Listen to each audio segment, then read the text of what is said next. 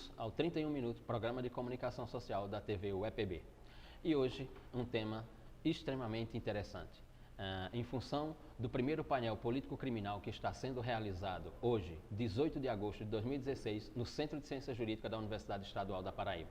E recebemos nos estúdios do 31 Minutos a doutora Ana Cláudia Segundo, da Luz Lemos.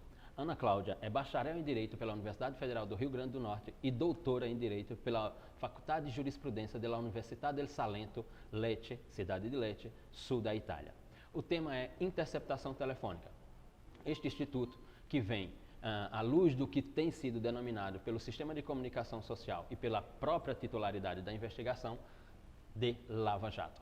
E esse instituto, ou melhor dizendo, esta investigação, denominada Lava Jato, tem sacudido a democracia brasileira, tem sacudido o Estado democrático de direito no Brasil. E, portanto, vamos tratar com a doutora Ana Cláudia Segundo sobre esse instituto tão importante que está lá previsto na Lei 12.850 de 2013, mas já sempre esteve previsto numa série de outras normativas no direito brasileiro. Seja bem-vindo, doutora Ana Cláudia, ao 31 Minutos, programa de comunicação social da TV UEPB. Obrigada, Luciano. Eu agradeço o convite e estou aqui realmente à disposição para tratar de um assunto tão polêmico, né? A lei de interceptação telefônica, ela veio a facilitar, a ajudar a busca da prova no processo penal, mas, ao mesmo tempo, ela vem a ser um instituto que fere um direito constitucional, que é o direito à intimidade, o direito à privacidade das pessoas. E hoje, mais do que nunca, né, está vindo tão à tona esse instituto com essa operação Lava Jato, que a gente sempre vê nos noticiários, nos jornais, um vídeo, uma conversa da interceptação telefônica que foi gravada, né, durante o processo. Então, assim, é um tema bastante palpitante, interessante, que a gente vê até pouco na universidade. A gente, agora, para aqueles que militam, né, que atuam na área penal, o advogado, o juiz, o promotor, é um instituto bastante importante que a gente tem que tomar conhecimento e aprender algumas coisas sobre o mesmo. Muito bem. Você, como juíza, como magistrada estadual no Rio Grande do Norte, como interpreta a lei da interceptação telefônica, ou seja, a lei 9.296 de 96, que regulamenta o inciso 11 do artigo 5º da Constituição? O que é que podemos entender sobre esse instituto denominado de interceptação telefônica? Essa lei de 96, né, a 9296, ela veio a disciplinar o que a Constituição estabeleceu. Então, assim, ela foi uma criação, né, legislativa para disciplinar. Por quê? Porque a Constituição, ela dá o direito da privacidade, né, e estabelece a hipótese de exceção, que é a interceptação da conversa telefônica. Então, essa lei, desde que disposto em lei. Então, foi essa lei que foi disciplinada, né, que veio a viger a partir de 96, para fazer todo o procedimento, todas as hipóteses e toda a previsão de como se dá, de como se procede com a interceptação telefônica. Antes, né, da Constituição de 88, não se tinha essa possibilidade de interceptação. O que é que acontecia? Tinha o Código de Telecomunicações, tá? Tinha uma previsão de que, se o juiz autorizasse, poderia ter uma interceptação da conversa e seria dirigida ao próprio juiz, mas, assim, tinha uma grande celeuma, uma grande divergência doutrinária se isso era possível ou não, porque não era possível pela Constituição. Por quê? Porque antes de 88 estava em vigor a emenda constitucional número 1 de 69. Então, não era possível. Só que com a Constituição de 88, né, se estabeleceu essa possibilidade e a Lei 9296 veio a disciplinar e trazer o regramento para se proceder à interceptação telefônica. Muito bem. Com a edição da Lei 9.296 de 96 e, portanto, a regulamentação do inciso 11 da Constituição, o que podemos falar como fundamento para a busca ou para a produção de prova dessa natureza jurídica? Pois é, o fundamento mesmo, o que é possível, o que dá essa previsão da interceptação telefônica é o fundamento constitucional. A Constituição previu, nesse inciso mesmo que você citou, que é possível fazer a interceptação de conversas, né, a interceptação telefônica, de acordo com a Lei 9.296. Então, a conversa, a gravação daquela conversa entre dois interlocutores, que não tinha essa previsão, agora está previsto constitucionalmente e foi disciplinado tudo através da Lei 9296, 96. Muito bem. Com base, portanto, na Lei 9.296 de 96, qual a diferenciação que podemos construir entre interceptação, escuta e gravação clandestina? Pronto. A lei, ela veio a disciplinar, já que eu disse que a Constituição possibilitou a exceção ao princípio do direito da privacidade, possibilitou essa interceptação da conversa telefônica, né? Só que a lei, ela traz, além da conversa telefônica, ela traz também a interceptação de dados, telemática e informática. Então, tudo o que for conversa, o que for comunicação, é possível, porque a gente não pode dar uma extensão, assim, um direito total, né? A gente não tem um direito só à privacidade, porque o que a gente tem é que esse direito à privacidade ele pode ser mitigado em certos casos. Quando é para investigação criminal e para busca da prova no processo penal, é possível, né? Então, a interceptação telefônica é o quê? É quando você intercepta, quando você toma conhecimento da conversa entre dois interlocutores, sem esses interlocutores saberem, né? É um terceiro que escuta a conversa de duas pessoas. E essas duas pessoas não sabem que está sendo, que um terceiro está escutando a conversa deles. Então, a interceptação telefônica é isso. É um terceiro escutar a conversa de duas pessoas sem que elas tenham o conhecimento. A escuta telefônica é o terceiro escutar com o conhecimento de um dos interlocutores, tá? Se eu estou conversando com você no telefone, eu posso pedir para outra pessoa interceptar essa nossa conversa, eu sabendo. Então, isso é a escuta telefônica. E a gravação clandestina é quando um dos interlocutores mesmo grava a conversa. Eu estou aqui fazendo esse bate-papo com você e eu posso estar aqui com o meu gravador, com o meu telefone, gravando a nossa conversa, certo? Então, essa é a gravação clandestina. Os doutrinadores, tá, e a jurisprudência é no sentido de que está abarcado pela lei de interceptação telefônica somente a interceptação e a escuta telefônica, tá certo? Não, a gravação clandestina não está abarcada pela lei 9296. Muito bem. Bom, falamos sobre o fundamento, né, que, como você mesma disse, é constitucional. Falamos sobre a diferenciação entre essas três categorias de escuta, digamos assim, interceptação, escuta e gravação clandestina. No campo da interceptação telefônica, o que é que pode ser apontado como critérios para a concessão dessa interceptação telefônica pelo magistrado? Bom, como você mesmo disse, vamos começar pelo magistrado. Um dos requisitos da lei é que seja por uma ordem judicial, tá? O segundo requisito é que seja tenha um requisito de razoável participação ou autoria, quer dizer, que tenha prova razoável de participação ou autoria daquela pessoa, né? Então, assim, você não pode fazer a escuta de forma ilegal. Se você mesmo querer colocar um aparelho para escutar a conversa, você tem que fazer o pedido ao juiz. Tem que ser numa investigação criminal ou processual penal, tá? Tem que ter esse razoável indício de participação ou de autoria. Tem que ser indispensável, porque outras provas não podem chegar à busca da verdade do processo, né? É a única prova que tem que chegar é essa, a interceptação telefônica. E a infração tem que ser punida com a pena de reclusão. Esses são os requisitos para a interceptação telefônica. Muito bem. Chegamos ao final do primeiro bloco do 31 Minutos, programa de comunicação social da TV UEPB, recebendo hoje a doutora Ana Cláudia Segundo, que é juíza estadual no estado do Rio Grande do Norte, e o tema é interceptação telefônica. Voltamos já já para um segundo bloco.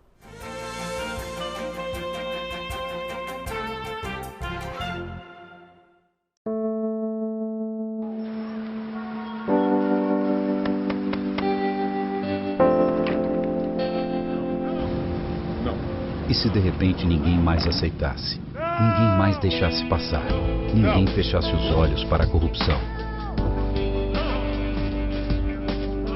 E se todos se unissem para dizer não a qualquer tipo de corrupção, por menor que seja?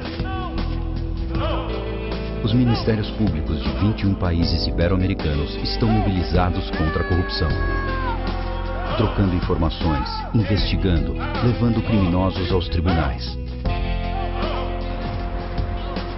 Muito já foi feito e isso não pode parar. Vamos juntos dizer não à corrupção. Acredite nisso. Procure o Ministério Público e junte-se a nós nesse grito. Corrupção, não.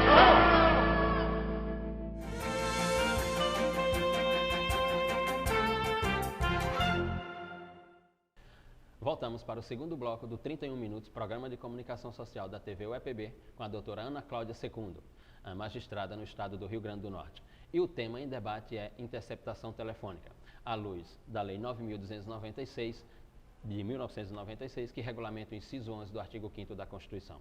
No primeiro bloco falamos sobre essa ideia de interceptação telefônica. Falamos sobre fundamento, sobre requisitos, falamos, portanto, sobre a diferenciação entre interceptação, entre escuta e gravação clandestina. Nesse segundo bloco falaremos sobre a questão procedimental, a questão dos procedimentos à luz da Lei 9.296 de 96 e a ideia de da produção de prova lícita no processo penal brasileiro. Muito bem, doutora Ana Cláudia. O que podemos interpretar por esta palavra serendipidade? O que é serendipidade? O que é que o nosso público, o que é que o estudante de direito, o que o cidadão comum pode entender por esta expressão serendipidade? É uma palavra até difícil de se pronunciar, né, Luciano? Essa aí é uma construção, tem a possibilidade na lei, e essa palavra é uma construção doutrinária, né, serendipidade. É a descoberta fortuita, né, uma coisa assim que a gente não imaginava que acontecesse.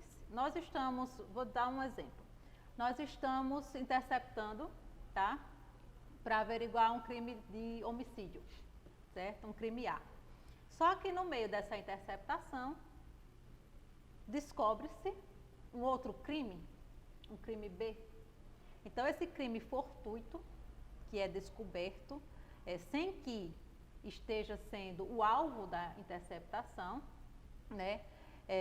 É a serendipidade, né? É a descoberta de um novo crime e, de acordo com a jurisprudência, é possível, tá certo, utilizar essa prova nesse outro delito que foi descoberto fortuitamente, né?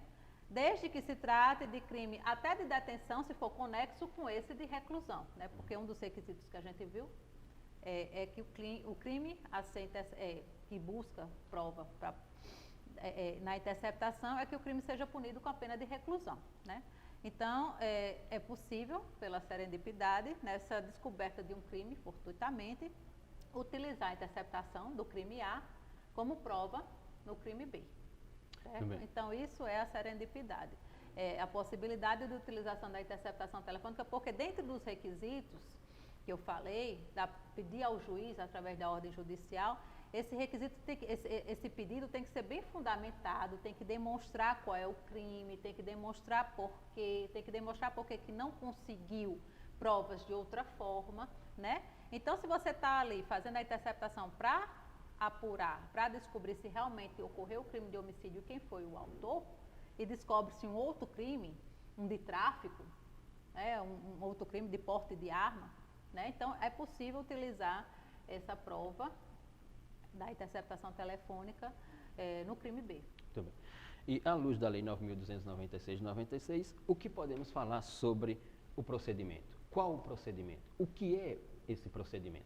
Pois é, o procedimento ele vem estabelecido na lei e para nós magistrados, até também para a utilização dos advogados, membros do Ministério Público, o CNJ, que é o Conselho Nacional de Justiça, ele editou uma resolução também disciplinando como nós, na justiça, como nós na vara criminal, poderemos agir, poderemos processar, né, esse pedido de interceptação telefônica. Então, o pedido é feito pelo Ministério Público ou é representado pela autoridade policial, né? A lei fala de ofício pelo magistrado, só que eu entendo que não é possível, já que a gente já está numa mudança, tiveram algumas modificações no Código de Processo Penal para adaptar o sistema acusatório, tá, no direito penal, direito processual penal, porque antes era o sistema inquisitório, o juiz poderia fazer as perguntas, as testemunhas, hoje não. Hoje as testemunhas são das partes, o princípio é acusatório, o Ministério Público é quem é o órgão acusador, é quem deve elaborar as provas. Então, assim, eu entendo hoje que de ofício há uma inconstitucionalidade aí, porque o juiz não pode de ofício determinar uma produção de prova tão forte como essa. Iria violar esse princípio do contraditório e do acusatório, que é do Ministério Público. Então, se pede ao juiz, né, se faz esse pedido, o Ministério Público ou representa a polícia, né, e o juiz, analisando os requisitos, né, se estão presentes aqueles requisitos que eu disse, se tem razoável indícios da participação ou de autoria, né, se o crime é punido com reclusão e se é o único meio de prova possível, aí o juiz, analisando os requisitos, fundamentadamente, né, defere o pedido ou indefere, e deferindo o pedido tem um prazo, né, de 15 dias, que pode ser prorrogado.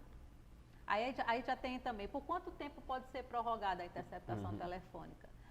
Não tem prazo. O prazo inicial, 15 dias, a prorrogação tem que ter novo fundamento, da necessidade, o juiz deve fundamentar novamente a decisão, prorroga-se por mais 15 dias, e se for necessário, vão ter tantas prorrogações quanto sejam, para que se busque, ou se chegar a um ponto de realmente não se encontrar nada, né, a respeito, encerrar o procedimento. E aí cabe ao juiz também mandar oficiar as empresas de telefonia, né, e elas quem vão fazer essa parte da interceptação e mandar, né, para o juiz.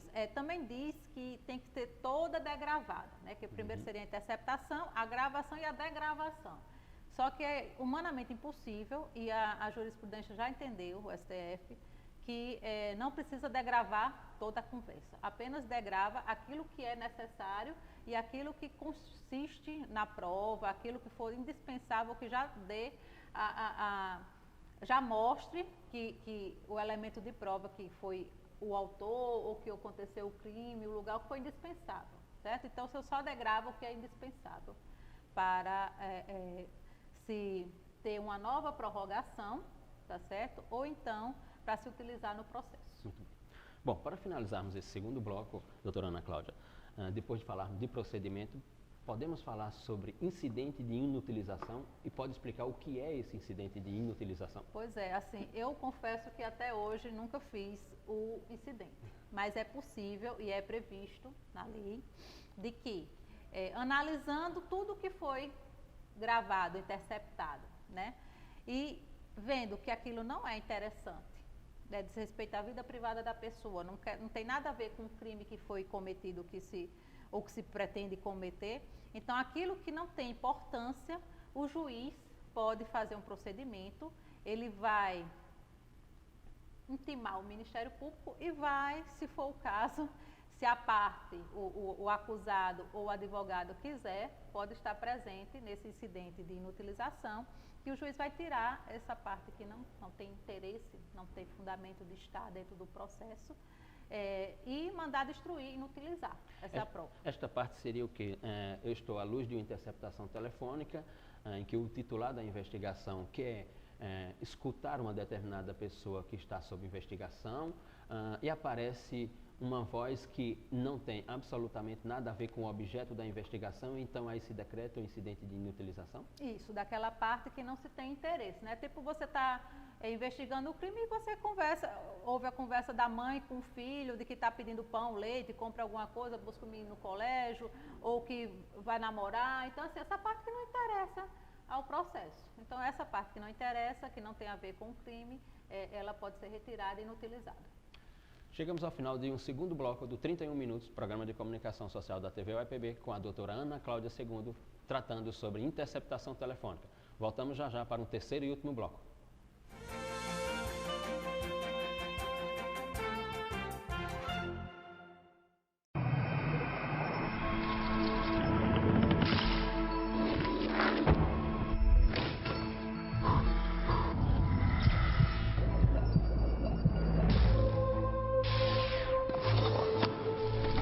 Você é sua principal ferramenta de trabalho.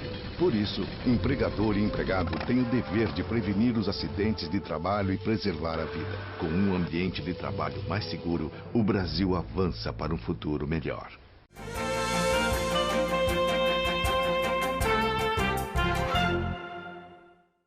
Voltamos para o terceiro e último bloco do 31 Minutos, programa de comunicação social da TV UEPB. Estamos recebendo hoje a doutora Ana Cláudia Segundo, que daqui a pouco faz palestra no Centro de Ciência Jurídica da Universidade Estadual da Paraíba, no seminário Primeiro Painel Político-Criminal da Justiça Brasileira. No primeiro bloco falamos sobre a interceptação telefônica à luz da Lei 9.296 e 96, no que se refere ao fundamento, no que se refere aos critérios e à diferenciação entre interceptação, entre escuta e gravação clandestina. No segundo bloco tratamos sobre procedimento e também sobre o denominado incidente de inutilização. Neste terceiro bloco falaremos sobre a interceptação não autorizada, sobre a interceptação como prova emprestada e, finalmente, o Instituto da Interceptação no direito comparado. Muito bem, doutora Ana Cláudia. O que podemos entender por interceptação telefônica não autorizada? É crime?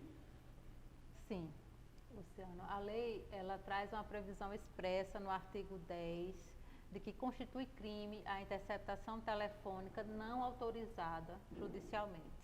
E tem até uma previsão da pena que é de reclusão de 2 a 4 anos e multa. Então, como a gente viu, um dos requisitos para a interceptação telefônica é o pedido ao juiz, né? Só o juiz ou no tribunal que tem esse poder, né, de, analisando a presença dos requisitos, determinar a interceptação telefônica. Então, se alguém faz essa interceptação telefônica de forma ilegal, ele está cometendo um crime e pode ser punido com essa pena de 2 a 4 anos de reclusão e multa. E essa prova que é tida ilicitamente, tá, ela não é válida, ela é retirada do processo, se for observado isso, e se as outras provas que decorrem da interceptação telefônica for baseada nessa interceptação telefônica ilegal, é o que a gente chama que é o fruto da árvore envenenada, né? Termina que elas também não vão servir para a instrução do processo, né?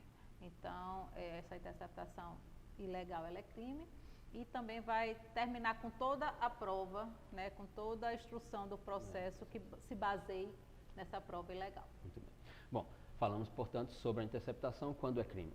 Quando a interceptação é legal, portanto, concedida pelo magistrado, podemos falar dessa interceptação como prova emprestada e pode nos dizer o que é essa prova emprestada na linguagem jurídica?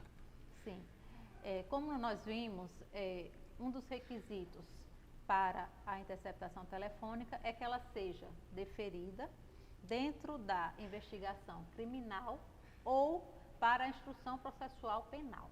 Então, quer dizer o seguinte, que só no processo criminal é que é possível a interceptação da telefônica, certo?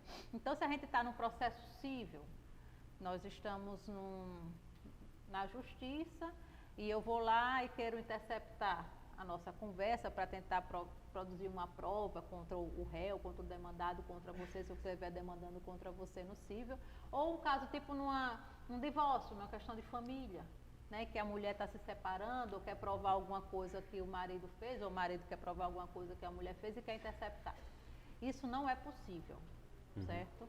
essa prova da interceptação telefônica, ela só é possível no processo penal, só que a jurisprudência tem entendido que é possível emprestar a prova produzida no processo penal ao processo civil ou processo administrativo, certo? Então, essa prova produzida no processo penal, ela é uma prova emprestada. Nós podemos pedir, se na apuração de um crime tiver uma previsão lá, pegar uma conversa que seja interessante para uma prova no processo civil ou uma prova num processo administrativo, sei lá, de improbidade administrativa, alguma coisa assim, você pode pedir essa prova emprestada que a jurisprudência admite. Muito bem. Bom, recentemente a doutora concluiu um curso de doutorado na Faculdade de Jurisprudência da Universidade de Salento, no sul da Itália, né, no âmbito das investigações desenvolvidas no Centro de Estudos sul Risco da Universidade de Salento, sob a orientação do professor Rafael Di Jorge. Né. O tema do seu trabalho de doutorado é exatamente a interceptação telefônica. E aí o que podemos falar em matéria de direito comparado sobre esse instituto que vem dominando o campo das investigações naquilo que alguns autores têm chamado de direito penal moderno, dessas condutas organizadas, dessas condutas difusas, coletivas. No que resulta o seu trabalho na Faculdade de Direito da Universidade do Salento, sob a orientação do professor Rafael Di Jorge, o que podemos falar entre direito comparado e se pudermos restringir ou alargar, como por exemplo, entre Brasil e Itália, o que tem acontecido no âmbito desse instituto? Isso mesmo, Luciano.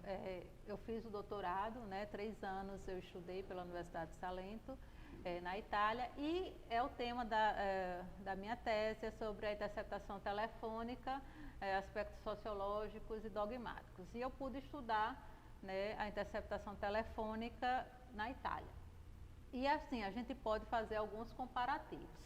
A Itália, esse Instituto da Interceptação Telefônica é muito antigo, desde 1930 já está previsto no Código, né? Veio bem antes ainda da época dos fascistas, de Mussolini, já se fazia a interceptação telefônica. E lá também, assim, muito interessante, passou, já bem antes também, por isso que a gente está passando aqui, né? Agora a gente está com a Lava Jato, lá eles fizeram a Operação Manipulite, né? Que são as Operação Mão Limpas, que também eles, assim, o juiz prendeu 1000 pessoas, tiveram vários mandados de busca e apreensão, umas coisas assim também, que até o Instituto da Colaboração, né, que lá é da Collaborazione, e que aqui é a delação premiada, já foi bem utilizado, que agora a gente está utilizando e está se mostrando mais evidente esses institutos para a gente, né? Então, na Itália, a interceptação telefônica, ela já vem dentro do próprio Código de Processo Penal, né? Aqui a gente está ainda com a lei, né, que é a 9296, não está dentro do processo. Na Itália já tem um instituto bem mais organizado, já vem com esse tempo todo, né, de utilização. Lá é o próprio Ministério Público quem faz o procedimento, certo? Ele faz o requerimento também ao magistrado. O magistrado lá é quem autoriza, só que é o Ministério Público quem procede. Aqui não, a polícia, né, ou o Ministério Público pode fazer o procedimento da interceptação telefônica com autorização do magistrado. Lá não. O próprio Ministério Público faz e, se quiser, ele pede ajuda da polícia, né, já que lá o Ministério Público é o próprio órgão acusador. Lá o sistema acusatório é bem definido, né? O Ministério Público faz o pedido e, se tiver urgência, ele pode já começar a interceptação telefônica e em 24 horas ele pede ao magistrado, tá certo, para que saia o decreto de autorização. Então tem essa diferença também. Aqui só pode interceptar depois que o magistrado autorizar. Lá, se tiver urgência, o próprio Ministério Público pode começar a interceptação e depois, com 24 horas, o magistrado tem que fazer a autorização. Se não fizer, aí acaba, né? Se não tiver os requisitos autorizadores, termina a interceptação telefônica. Eles também elencam uma série de crimes em que é possível a interceptação telefônica. Também é possível a interceptação para quando não tem crime, tipo assim, para procurar um fugitivo, né? Para que tenha, assim, para verificar se aquela pessoa, uma pessoa pode vir a cometer crime sem ter crime nenhum, né? É uma interceptação preventiva que a gente fala, né, que se autoriza só para ficar, tipo, observando os passos, né, de uma pessoa que possa ser um terrorista, que possa cometer alguma série de crimes que lá na Europa é mais factível de acontecer. E, terminado o processo, o procedimento da gravação, né, das conversas, o Ministério Público é quem autoriza a parte contrária a saber da prova. Aqui, como a prova é do juízo, e é o juiz quem autoriza a interceptação telefônica, decorrido o prazo, acabou a interceptação, ou então o advogado do acusado tem conhecimento, já quer saber do que está acontecendo na interceptação, já quer ter vista dos autos, né? Lá não, lá já se sabe que só vai ter vista da interceptação telefônica quando termina o procedimento e quando o Ministério Público disponibiliza.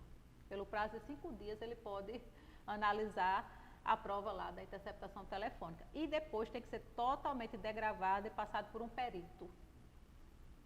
O perito é quem vai fazer toda a degravação da conversa. Aqui não, só se degrava uma parte que foi interessante e a degravação geralmente é feita pela polícia, né, por algum escrivão, pelo menos na parte da estadual, crime estadual, algum escrivão que já está